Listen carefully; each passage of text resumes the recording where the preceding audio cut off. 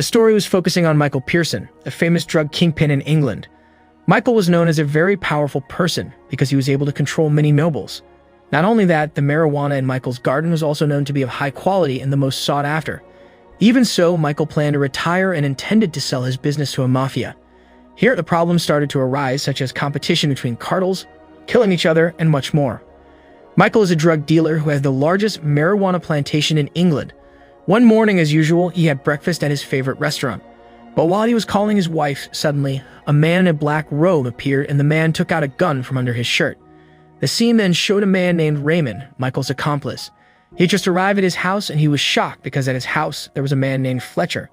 Fletcher is a private detective who claims to be paid by the editor of a magazine named Big Dave to investigate the drug business run by Michael. During the investigation process, it turned out that Fletcher found a lot of information which, if published, could immediately destroy Michael's career and reputation. Fletcher offered a deal.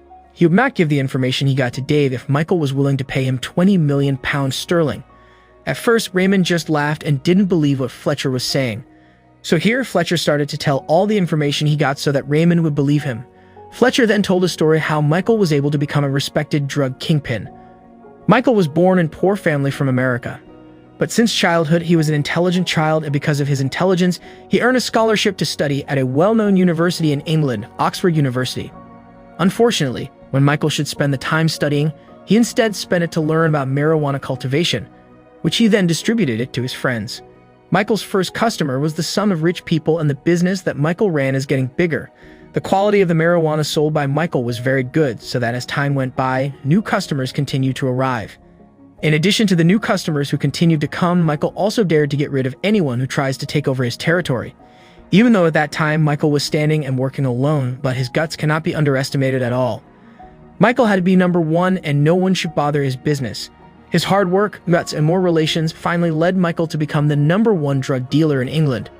Now his life is very happy. Everything is structured and there is no one left who can control Michael's life or business. At his middle age, Michael intends to sell his empire to a billionaire named Matthew Berger for $400 million. Before continuing the story, Fletcher reiterates that 20 million sterling is a small nominal compared to the sales value of Michael's business, which reached $400 million. Before continuing his story, Fletcher emphasized again that 20 million sterling was a small amount compared to the sales value of Michael's business, which reached $400 million. At this moment, Fletcher also explained why Dave paid him to spy on Michael. All of this happened because previously, Dave had been humiliated at a conglomerate party. There, Michael didn't return Dave's handshake even though that famous editor had invited Michael to shake hands. Turns out, Michael had a reason why he refused the handshake. Dave apparently exposed a scandal committed by a nobleman who was Michael's friend. When the scandal went viral in England, not only was his family destroyed, but also his career. Fletcher then continued the story and began to mention the quality of Michael's marijuana, which was considered the most premium in England. Which shocked Raymond the most, Fletcher also admitted that he knew where the plantation was located. Michael saw an opportunity for the nobles who had financial problems, especially regarding the operational problems of their houses. Michael rented the land behind the nobles' houses to use as gardens, and they didn't care as long as Michael paid handsomely. Fletcher also found out that Michael had taken Matthew to one of his marijuana gardens, which was behind the house of a nobleman named Henry. Matthew was taken to an old container, and inside there was only a shabby and old wooden table. However, Matthew immediately fell silent when the shabby table was moved, and beneath it, there was a huge room like a laboratory. There were lined marijuana plants growing in abundance. Michael began to present that his garden had the most advanced technology. Botanist who takes care of it is also the best person in that field. This will all belong to Matthew if he wants to buy it. And according to Michael, $400 million is the best price for all the facilities and the business because Matthew just needs to continue it. Matthew then asked Michael's reason for selling his business, because if it was so promising, Michael shouldn't have sell it. Michael then casually answered that he wanted to live more peacefully in the countryside with his family. Matthew then asked to be informed of Michael's sales network because it would be useless if he had quality marijuana but couldn't sell it. But Michael emphasized that he would only provide this information after his business was bought. The news that Michael wants to retire from his business has also been heard by his relatives, and one of them is Dry. He is an accomplice of Lord George, the heroin mafia who controls most of China. Without further ado, Dry immediately bid for Michael's business, but the offer was politely rejected considering the price offered was very far from what Michael wanted. Michael only answered that he would think about it first and then send updated news if he was interested. While eating a steak, Fletcher revealed that he also knew that one of Michael's marijuana plantations had just been robbed. Raymond then let Fletcher continue his story. There were 5 amateur athletes who got information from a person named Fuka about an underground warehouse that stored a lot of marijuana. They decided to steal it and create content for YouTube. When they arrived at their destination, they were shocked when they saw rows of marijuana plants and dozens of boxes containing dried marijuana. Not long after, several guards arrived and a fight ensued. The action was recorded with a camera, which was then uploaded to the internet. But not long after the video was broadcast, their coach, Rudy, came to the training ground and asked for the content to be deleted immediately. In another place, Michael saw the footage of the theft and responded to it calmly. He didn't accuse anyone, it's just that his garden was broken. After telling Matthew the location and refusing Dry's offer, Michael was surprised because all this time the garden had been safe. There had never been a single case of theft. Somehow Matthew seemed to know about the theft and offered Michael with security assistance. Of course, Michael refused the help and stated that his garden was safe and there had never been any problems. Before leaving, Matthew gave Michael a gift. It was a box containing a gold minigun. So that the problem wouldn't get bigger, Michael decided to close the garden which had been robbed, and of course this made Henry, the landowner, had no more income. Because he felt he had no more income to take care of his land and house, Henry said that he would immediately move from there. Michael, who felt sorry for Henry, finally gave him a new residence. Michael then went to meet another nobleman, Pressfield. At that meeting, Pressfield told Michael that his daughter Laura was addicted to drugs and now running away. This made Pressfield sad and he continued to blame himself. Once again, Michael feels sorry for him and intends to help Pressfield look for Laura until they find her. After that, Michael immediately ordered Raymond to look for Laura. Before that, it turns out that Raymond has tracked Laura and already knows her location. Despite Raymond suggested that Michael not interfere in this matter because Laura's location was outside his area. However, Michael didn't care and still ordered Raymond to immediately pick up Laura. Raymond immediately went to the apartment where Laura was. With a little force, finally, Raymond and 2 of his men managed to enter the apartment and found Laura partying drugs with her friends. Raymond tried to ask Laura home in a good way, and he also reminded Laura's friends that heroin is a drug that should never be tried. Raymond tried to talk calmly, even though occasionally Laura's friends rebelled and chased him away. But gradually, Laura finally agreed and wanted to go home. Seeing this, a man who seemed to like Laura tried to block her way until Raymond was forced to hit him. Before leaving the room, Raymond asked one of his men to teach them a lesson. Here, a tragedy happened to one of Laura's friends, Aslan. He died falling from the apartment. Unluckily, downstairs, there were 3 delinquent teenagers who were teasing Raymond's man who was on guard. Those teenagers immediately recorded what happened, and like it or not, Raymond had to take their cell phones before they spread to the internet. Raymond was cornered in a tunnel and there were lots of boys of gangsters there. As usual, Raymond spoke nicely. In fact, he intended to buy the kid's cell phone with quite a lot of money. But they thought that Raymond was afraid, so one of the young men there came forward carrying a knife. Feeling that it was a waste of time, Raymond finally took out his machine gun. At this moment, Raymond said that Fletcher had deliberately made up the story. Fletcher then laughed at Raymond by showing him a photo shortly after Aslan fell down.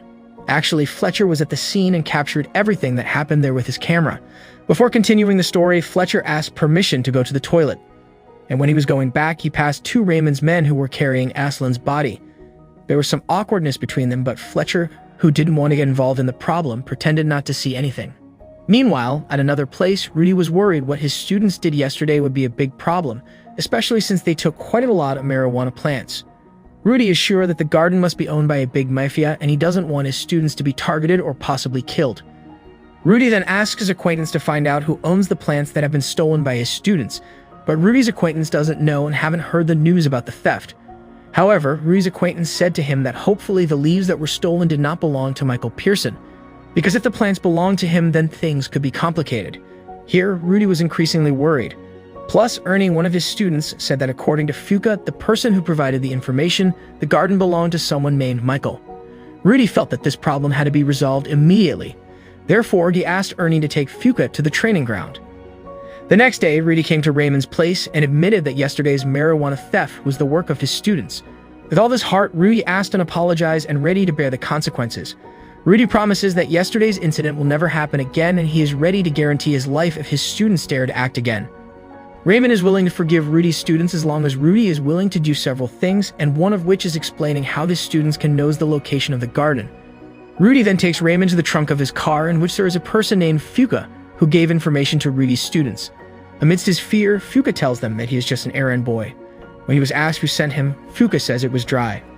Unfortunately, Fuka had to die while trying to escape and fell onto the train track.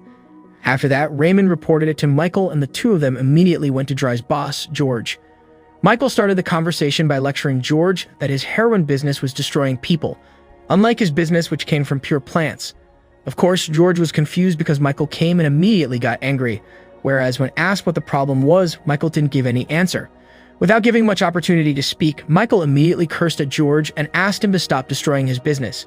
Michael threatened that if Dry did anything wrong again, he would not hesitate to kill George and destroy all George's business. At the same time, Michael ordered his men to come to the warehouse where George packaged the heroin, and the warehouse was burned to the ground. Before leaving, Michael gave George an antidote because the tea George had been drinking had apparently been poisoned. After that, George met Dry and asked what he had done to Michael. It turns out that what Fuka did was an order from Dry, who wanted to ruin Michael's business. When he was reminded by George, Dry got angry and said that George was too old to lead the gang. This action made George order one of his men to kill Dry. However, unfortunately, the man instead killed George. Dry then tried to wash his hands by spreading rumors that George's death was Michael's doing due to business competition. To continue the story, Fletcher finally spilled that Matthew was actually working with Dry. To prove his statement, Fletcher showed a photo when Matthew and Dry met at his stadium during a Premier League match. From here, it makes sense why the other day Matthew came to offer security assistance after there was a theft incident. Not long after, George was buried and Dry is now officially occupying George's previous position. All this time, it turns out there is still someone in power above George, and he is often called Uncle. He asked Dry to kill Michael as an attempt to take revenge for George's death. Well, we arrived at the initial scene. The blood that spurted into the glass turned out not to be Michael's blood. Apparently, it was the man's blood who tried to kill Michael but was thwarted by Raymond. Amazingly, Fletcher was at the scene, and once again he captured the moments he saw. Michael and Raymond immediately rushed to the repair shop because the phone call with Rose had suddenly disconnected for no apparent reason. As fast as possible, Michael drove his car and Raymond tried to contact Rose, but there was no answer. When Michael focused on the speed of his car, and that's when a truck passed from the other direction. Dry and two of his men tried to kidnap Rose, but she tried to buy the time by pointing a gun that had been given by Matthew. At this moment, Dry actually laughed and didn't believe that the gun held by Rose could endanger his life. Not long after, one of Dry's men came forward and he fell after one shot hit him in the head. Dry's another man also tried to move forward, and he had the same fate as his friend who fell with a shot right in the head. At the same time, Michael ran towards the workshop because it happened that the distance to the workshop was near. Rose seems to have to give up when the bullets for the gun run out and Dry tries to rape her. Luckily, Michael arrives on time and shoots Dry to death. Here, Fletcher explains the main point of the whole story that he has told. Matthew is the mastermind behind everything. He asks Dry to make a scene in one of Michael's marijuana gardens so that the price will be cheaper. Of course, Matthew will give a commensurate reward that later, Dry will be his accomplice who takes care of all the marijuana business that has been purchased from Michael. Fletcher gives 72 hours to prepare 20 million pounds sterling before all the information he had reached Dave and was published in the magazine. Fletcher emphasized that he had kept all the evidence he got in 2 different places just in case something bad happened to him. However, Raymond already have a way to solve this problem. The first thing he did was tell Rudy to meet Dave. The next day, Ernie and his friends were assigned to kidnap Dave and take him to somewhere. The kidnapping was not as difficult as imagined. It turned out that with just a little bit of snapping, Dave could be kidnapped easily without putting up any resistance. The next day, Dave woke up in an old car that was in a pigsty. Rudy was already there and calmed Dave down, who looked panicked because he woke up naked, only covered with a blanket. That's when Rudy told what Dave had been through all night. Last night, it turned out that Rudy had made a film where Dave makes love with a pig. Rudy explains that the anesthetic he was injected with yesterday apparently made Dave very lustful, and everything was recorded clearly on the laptop, which is now in front of Dave. Before leaving, Rudy says the video will never be spread widely as long as Dave stops finding out about Michael and all his business. After that, Raymond asked for one more thing that Rudy had to do so that the marijuana theft problem was deemed even. Rudy had actually objected, but he was willing to do it for the last time. The next day, Michael took Matthew to his fish factory, which was used as a place for packaging marijuana. While walking around, Matthew opened a conversation about the price that Michael had previously offered, $400 million for 12 plantations. Matthew objected to that price, considering that one plantation had been closed due to theft. After calculating and considering all the risks, Matthew only wanted to pay $130 million. This was considered as an insult, but Michael remained calm and took Matthew to one of the cold rooms. In that room, there was Dry's corpse. Matthew tried to hold back his feelings of fear and admitted that he didn't recognize the man in front of him.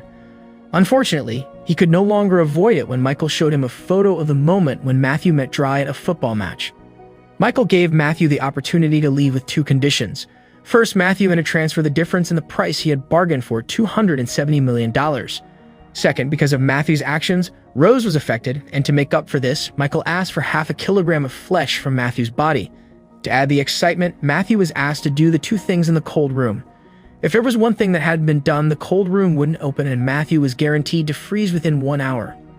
At the same time, Fletcher, Raymond, and Rudy met. Fletcher came there because he thought he would be paid. But it turns out that Raymond already had 2 items of evidence which had been hidden by Fletcher.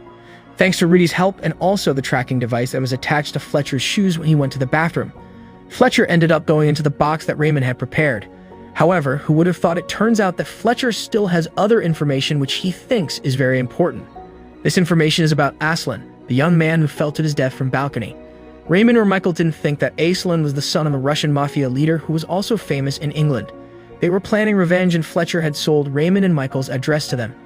Fletcher was very sure that they were currently on their way to this place and also to Michael's place. Raymond immediately became alert, and not long after that, shots were heard which turned out to be Rudy's success in killing 2 strangers who were trying to enter through the back door. Raymond tried reminding Michael, but it was too late because when the message came in, Michael was already in the car in which there were 2 members of the Russian mafia who were ready to shoot Michael dead. At this moment, Michael had given up, but unexpectedly, Ernie and several of his friends overtaking from the side. Ernie's real goal was to kill Michael because he felt that his teacher was always being ordered around, but his actions actually saved Michael from death. Michael was finally able to return home safely and be reunited with his wife. This film depicts the world of the drug business, which is filled with cunning and greedy people. They are two-faced and have only one main goal: to benefit themselves. However, in this film, the characters Michael and Raymond are depicted as not greedy but brutal when they have to defend what is theirs.